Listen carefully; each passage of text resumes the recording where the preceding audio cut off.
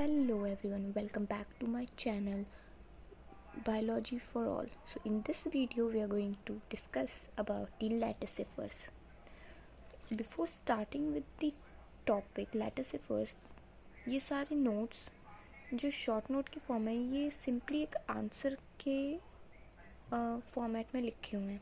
So it will be easier for you all to memorize the points and write accordingly in your exam. So let's start with the topic. So latissiphers, starting with the word latissiphers. इसकी proper अगर हम definition देखें, ये define में भी आ सकता है. ऐसा डिफाइन अगर आपसे पूछ लिया what do you mean by latissiphers या फिर डिफाइन, सो हम लिख सकते हैं कि they are specialized thin walled elongated. They can be branched or unbranched multinucleated living secretory cells. और ये मेनली क्या सिक्रीट करते हैं? लैटेक्स. अगर ये फिल इन द ब्लैंक्स की फॉर्मेट में आता है कि विच secretory cell secretes the latex, then that would be latissiphers. Okay, so hope you all understand the first point. And second, इसमें हमने latex को थोड़ा एक्सप्लेन किया हुआ है कि what does it mean. Latex is mostly white in color, but it may be yellow. Yellow भी हो सकता है, white भी हो सकता है. और it has the great commercial value. For example, Ficus elastica. और साथ में रबर भी हो सकता है क्योंकि जो हमारा रबर है वो latex से ही बनता है. Now, second, third point would be हम इस latissiphers को टू टाइप्स में वो डिवाइड कर सकते हैं.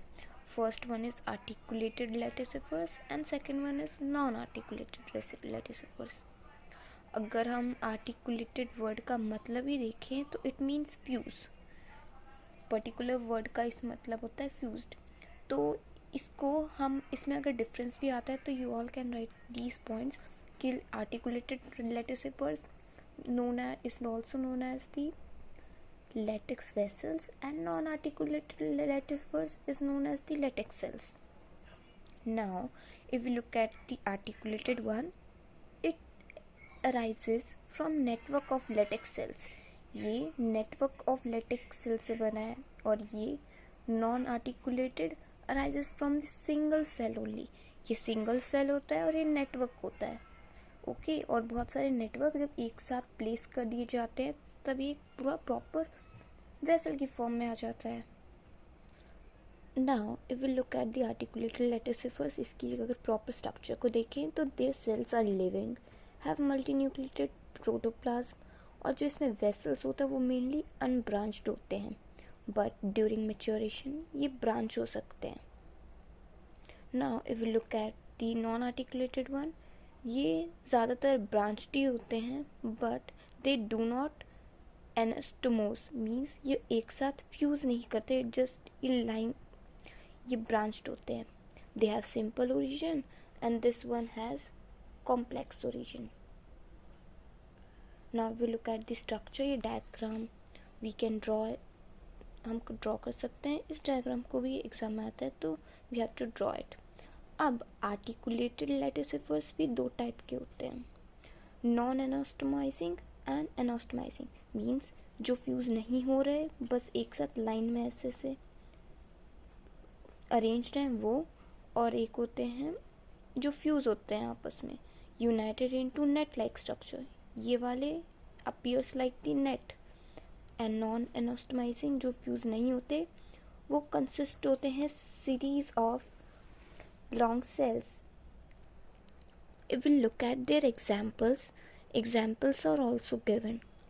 And now if we look at the non-articulated, they are further divided into two parts, that is unbranched and branched.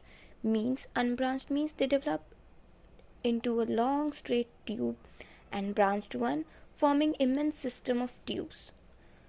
And if we look at the function of latissiphers, they store water in xerophytic plants and secrete latex, and also stores the food reserve as cellulose and protect against the gazing. That's it for today.